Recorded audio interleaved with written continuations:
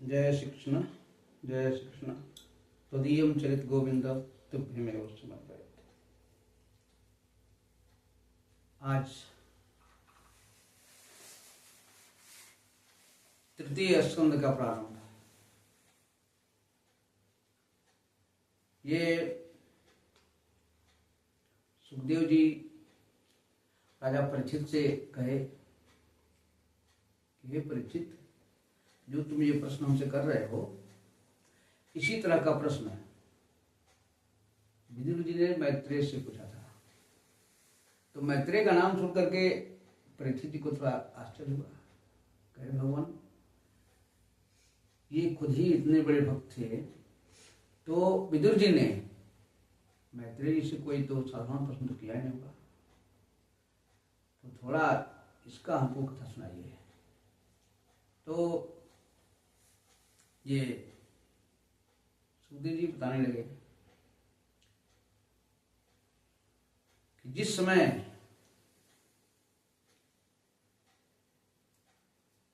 महाराज युधिष्ठिर मैदानों के द्वारा बनाया हुआ जो इंद्रप्रस्थ था ना, तो उसको देख करके दुर्योधन को जलन होने लगा। तो युधिष्ठिर महाराज को जुआ खेलने का था लत, तो जुआ में उन्होंने हरा दिया और उनको 11-12 वर्ष का वनवास भी कर दिया। अब बेचारे जब वहां से लौट के आते हैं तो गए मांगने, तो एकदम गए कि हम नहीं देंगे जो है, तो बड़ी समस्या पड़ गई। तो अब भगवान दूत बन करके धृतराष्ट्र के दरबार में गए। वहां पर जाकर के उन्होंने अपना एक अच्छी बातें बताई। तो ये सब बात तो मतलब भीष्म जी को तो अच्छी लगी, लेकिन जो है राजा धृतराष्ट्र ने जो उनकी बात को कोई अदा नहीं किया। अब वहां से भगवान लौट करके आते हैं, जो है विदुर जी के उनके महल में नहीं रहे, दुर्योधन के महल में वो नहीं रहे। इसके बाद क्या किया जाए, तो कुछ सलाह देने के लिए विदुर जी को बुलाया गया। तो विदुर जी बोले कि महाराज देखिए, अच्छा यही रहेगा कि आप जो है पांडवों को उनका हक दे दीजिए, क्योंकि आपने वैसे भी उनको बहुत सारा परेशान किया। बचपन में ही जो है आपने लाक्षागृह को जलवाने का प्रयास किया। वो युधिष्ठिर पांडव लोग आपके कितने सारे अत्याचारों को सहे,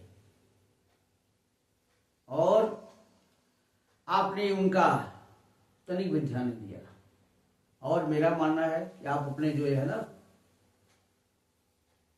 दुर्योधन, ये साक्षात मूर्तिमान रूप से दोष है, इसके हम यहाँ आप मिलाते हैं, तो इससे आपका कोई भी कल्याण होने वाला नहीं है, और इस दुष्ट को आप बाहर निकाल दीजिए।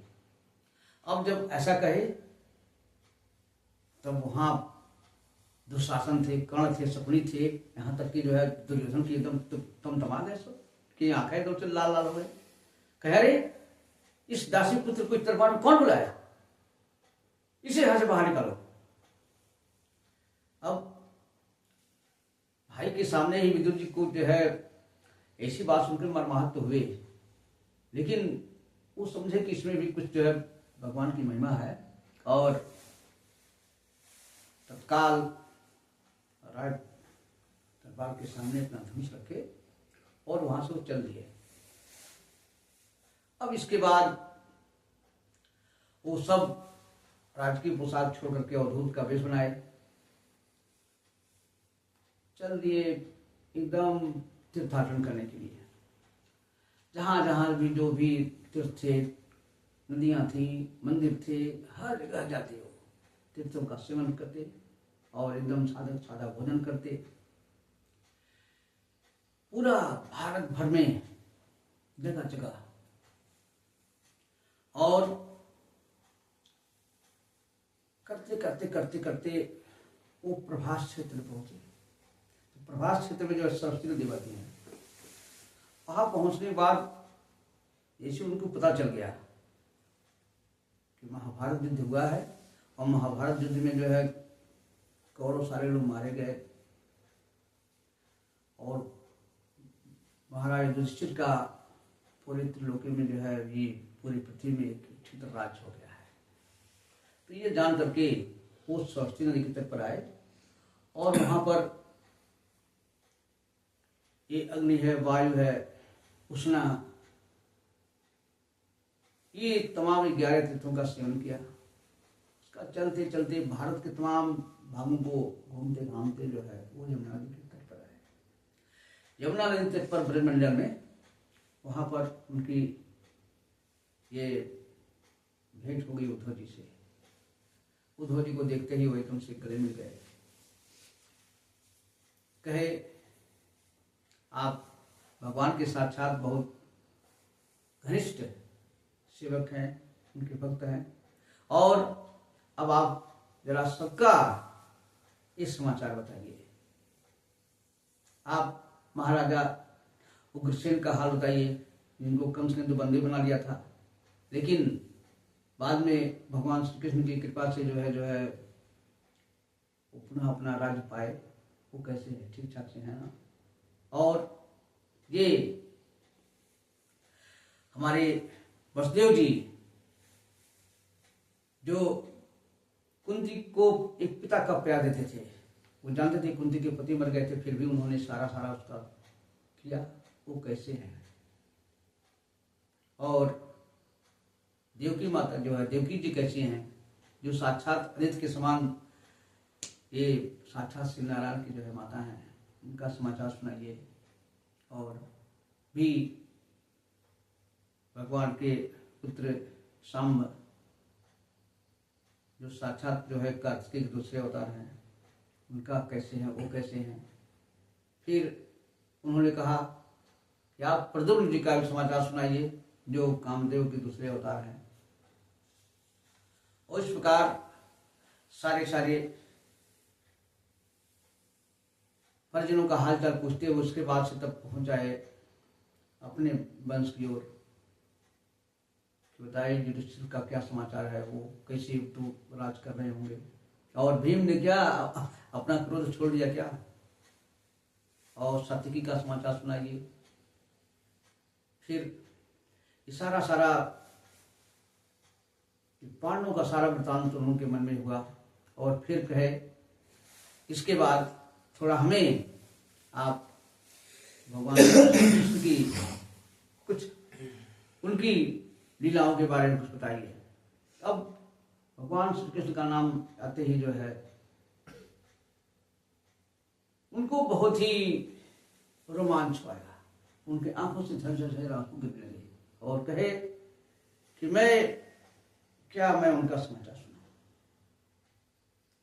ये उनके चले जाने से भगवान ने अपनी लीला का स्मरण कर लिया है, और जिस प्रकार श्री कृष्ण रूपी सूर्य छिप गया हो और हमारे घरों को जो है काल रूपी अजगर ने खा लिया, क्या कहूं।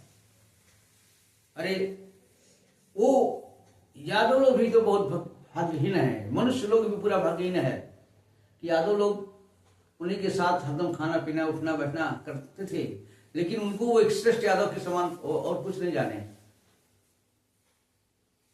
ये उनकी ऐसी दुर्दशा है कि वो एक उनकी माया को समझ नहीं पाए। भगवान साक्षात नारायण उनके साथ रह रहे हैं इस प्रकार, और उनको एक कहते कहते उनको रोमांच आया, आंखों से आंसू आने लगे। कहे भगवान की लीलाएं तो अनंत है। भगवान अपने मधुर चितवन से जब गोपियों को देखते थे और मुरली बजाते थे तो एकदम एकटक सारा घर का काम धंधा छोड़ करके जड़वत हो जाते थे। उसके बाद कहे कि क्या कहूं मैं, ये भगवान जब वसुदेव देवकी ने पूर्व जन्म में जब प्रार्थना किया था ना, तो साक्षात जो है वो तो है अजन्मा, लेकिन उनको प्रसन्न करने के लिए और ब्रह्मा जी का जो अनुरोध था ये पृथ्वी का भार उतारने के लिए उन्होंने भगवान ने जन्म का लीला किया था।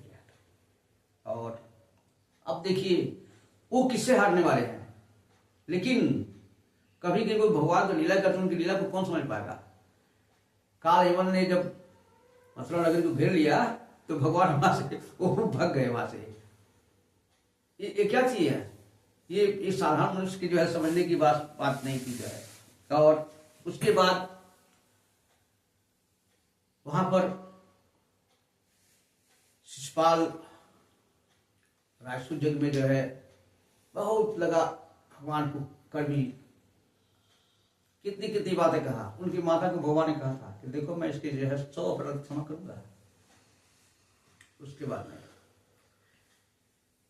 अब शिशुपाल की भी भगवान ने वो गति दी जो बड़े बड़े योगियों को भी नहीं मिलती है। और मेरा तो मानना है कि जो असुर थे ना, ये असुर भी भगवान के बहुत प्यारे भक्त थे। क्यों? वो प्रेम पूर्वक नहीं, बैर पूर्वक ही सही, लेकिन हर हमेशा जो है बैर की क्रोधाग्नि में जलते रहते थे, भगवान का स्मरण करते थे। तो ऐसे लोग भी जो है जब भगवान मारे तो उनकी भी जो गति हुई। और साथ साथ ये महाभारत के युद्ध में जो लोग भी जो सामने पड़े तो भगवान की मधुर चितवन को देखे, अर्जुन की बाणों से गिर गए, उनका भी जो है एक बहुत ही अच्छा था। और वे अपने स्वतः सिद्ध ऐश्वर्य से परिपूर्ण है भगवान है। और जब अभी भगवान बहुत छोटे थे, उनकी ये छठी का कार्यक्रम चल रहा था, ये पूतना जो है अपने स्तनों में जो है हलाहल विष लपेट करके आई और उसने जो है मारना चाहा, लेकिन माँ तो माँ होती है, भगवान ने उसका भी उद्धार कर दिया। ये भगवान कितने दयालु है जो है। और उसके बाद से जब भगवान का जन्म हुआ तो ऐसा लगा कि जो है कंस तो मार डालेगा, तो वसुदेव जी उनको लेकर के जो है नंद बाबा के यहाँ चले गए थे।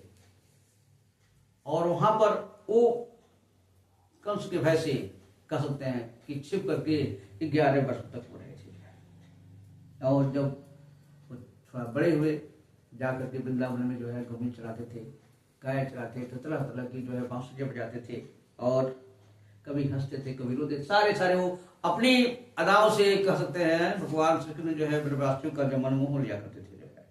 और जब कंस ने बहुत सारे राक्षसों को, बाणासुर, बकासुर, धेनासुर, कितने सारे राक्षसों को मारा, ये तो भगवान की क्या थी, ये अलौकिक लीला थी जो है। और जब वो गाय चराने जाते थे जमुना नदी में, क्या कालिया नाग के प्रबल विष से उस वहां का जल पीने से तमाम ग्वाल वाले गायें सारे मर गए थे। लेकिन भगवान ने क्या किया, अपने अमृतमयी दृष्टि से जो है सारे को जिंदा कर दिया और काले नाग को वहां से भगाया। तभी भगवान की क्या थी, एक बहुत ही दिव्य लीला थी। और उन्होंने जब मान लीजिए बहुत सारा धन हो गया था नंद बाबा के पास, तो उसका धन का सदुपयोग करने के लिए उन्होंने जो है एक गो यज्ञ कराया, गोवर्धन पूजा। इसका दो अर्थ समझ सकते हैं जो है। गोवर्धन तो एक साक्षात मतलब जो पर्वत, वो उसको मान लीजिए, अथवा गो का मतलब गायों का संवर्धन कैसे होता है जो है, गायों की पूजा समझ लीजिए ना। तो ये कराया जो गो यज्ञ। और अब इस बार वहां के रहने वाले जो है इंद्र का पूजा नहीं की, तो इंद्र बहुत क्रोधित हो गए और ब्रज को मिटा डालने के लिए 7 दिन तक लगातार अति मूसलाधार वर्षा होती रही। तो भगवान देखे कि हमारे तो भाई लोग परेशान हो रहे हैं, तो भगवान ने जो है एक छत्र के समान गोवर्धन पर्वत को उठा लिया और इस प्रकार सारे और ऐसा करके इंद्र का अभिमान भी उन्होंने वर्तन किया। बाद में आए इंद्र भगवान, पहचान लिए और उनसे क्षमा याचना किए। और इसके बाद से जब भगवान कुछ हुए तो ये शरद जो पूर्णिमा होती है ना कुआर महीने में, अश्विन महीने में, तो शरद पूर्णिमा के दिन जब छठी चांदनी थी, अपना वो अपने मधुर बांसुरी बजाए उनकी आवाज़ सुन करके सारी सारी जो गोप लल्लाएँ थी वृंदावन गई एकदम चांदनी रात में, और हर एक गोपी के लिए एक एक कृष्ण बन गए। और भगवान वहां पर जो है शरद पूर्णिमा की रात को जो है रासलीला की, ये महाराष्ट्र के नाम से उसको जाना जाते थे। और जब 11 वर्ष के हो गए, उसके बाद अपने माता पिता को सुख पहुंचाने के लिए आए, और वहां पर माता देवकी और वासुदेव के सामने कहे, मैं आपकी कुछ सेवा नहीं कर पाया, अब तक तो मैं जो है कंस के भय से भयभीत था, लेकिन यह उनका भोलापन है। अब आए, अब समय कंस का भी खत्म हो चुका था, कंस ऊंचे सिंहासन पर बैठा था, उसको जेम गए दौड़ करके तो खरीद के लाए और उसको मार दिया। कंस को मारे, उसके बाद उसकी लाश को कई चक्कर घुमा दिए। और हम कितनी लीलाओं का वर्णन करें। ये जब अपने गुरु के यहाँ पढ़ने गए थे ना, संदीपनी गुरु के यहाँ, तो एक बार जो वेदों का मंत्र कहते थे वो तत्काल वो सांगोपांग वो याद करते थे, और गुदक्षा के रूप में वो उनका पुत्र को मार दिया था पंचजन नामक राक्षस ने, और वही है उनका एक संघ पांचजन्य, उसको मार करके और उनको दक्षिणा के रूप में वो दिए। इसके बाद से भगवान की कितनी लीलाओं को कहूं। ये भीष्मक नंदिनी रुक्मिणी जो उनके ऊपर बहुत ही भगवान श्री कृष्ण प्रेम करती थी, चाहती थी, लेकिन उसका भाई रुक्मी जो है बुला लाया था शिशुपाल को, तो उनका मान मर्दन करने के लिए भगवान श्री कृष्ण ने उससे गंधर्व दिया गया, गंधर्व। और पुनः ये आगे ये जो थे 7 बैलों के नंद चिती, तो 7 जो बैल से बिना नाचे हुए थे उनको नाच करके फिर उनको स्वयंवर में जो है सत्यभामा से उन्होंने विवाह किया। और उस समय भौमासुर भी पृथ्वी का पुत्र था, अब इतना बड़ा उसका आकार, तो उसको भगवान ने जब मार दिया तो पृथ्वी आई उनसे प्रार्थना करने लगी, तो उसके पुत्र को जो है भगवान क्या किए, उसको राज्य दे दिए, उसका अंतःपुर में प्रवेश किया। वहां पर वो क्या किया था, ये बहुत सारी राजकन्याओं को आया था। अब उनको देखते ही सारी राजकन्याएं खड़ी हुई और मन ही मन उन्होंने जो है उनको पति मान लिया भगवान को।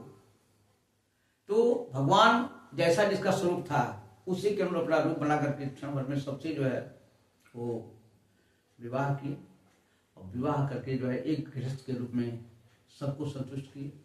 जैसे एक साधारण पुरुष का लोगों की दृष्टि में था, तो गृहस्थ के रूप में किए, और हर पत्नी से भगवान ने जो है 10-10 पुत्र सबसे पैदा किए गए। और उसके बाद बहुत सारे राक्षस जो थे, सांबर, दिवित, बाणासुर, मूर, पल्लव, और फिर भगवान ये जान रहे थे कि पृथ्वी पर जो है दुष्ट राजाओं का भार हो गया था, इसलिए उन्होंने महाभारत युद्ध के बहाने धृतराष्ट्र के पक्ष के और पांडवों के पक्ष के बहुत सारे राजाओं को मरवा दिया, जो अपने जाति धर्म अथी के नाम पर घमंड करते थे ऐसे। लेकिन फिर भी इतना करने के बाद भी अभी भगवान को लगा कि नहीं अभी नहीं, ये हमारे इनका क्या होगा। ये लोग भी जो है बहुत भगवान के नाम पर बहुत घमंड करने लगे थे। तो हुआ भगवान की लीला, भगवान ने अपने पैतृक गद्दी को ऋषि को दिया, और उसके बाद से क्या हुआ कि एक बार यादव लोग कुछ ऋषि मुनियों को जो चिढ़ाने के लिए कुछ ऐसा कर दिए, तो ऋषि मुनियों ने कुछ श्राप दे दिया। तो ये लोग गए वहां पर प्रभास क्षेत्र पूरा, पहले तो शुरू में सारे ब्राह्मणों का पूजा किया, दान पुण्य किए, उसके बाद खाए पिए, तो वारुणी मदिरा पी लिए, और बातों में डिस्कस होने लगा, कलह हुआ। अब कलह करते करते तो क्या हुआ, वहां पर समुद्र किनारे जो है ये बहुत सारे जो बहुत बड़े बड़े पतवार जमे हुए थे, उखाड़ करके सारे आपस में ही सब क्या हो गए, सब एक सब पूरा जितने भी थे ना, वो भोजवंशी विष्णुवंशी जितने सारे यादव लोग थे जो है, वो क्या हो गए, और सारे मर गए। अब इतना, उसके बाद जब अब कह रहे हैं कि जब भगवान ही नहीं है तो क्या कहूँ, और इतना कहने के बाद उद्धव जी की आंखों से कर गिरने लगा। और आज की कथा यहीं पर, जय श्री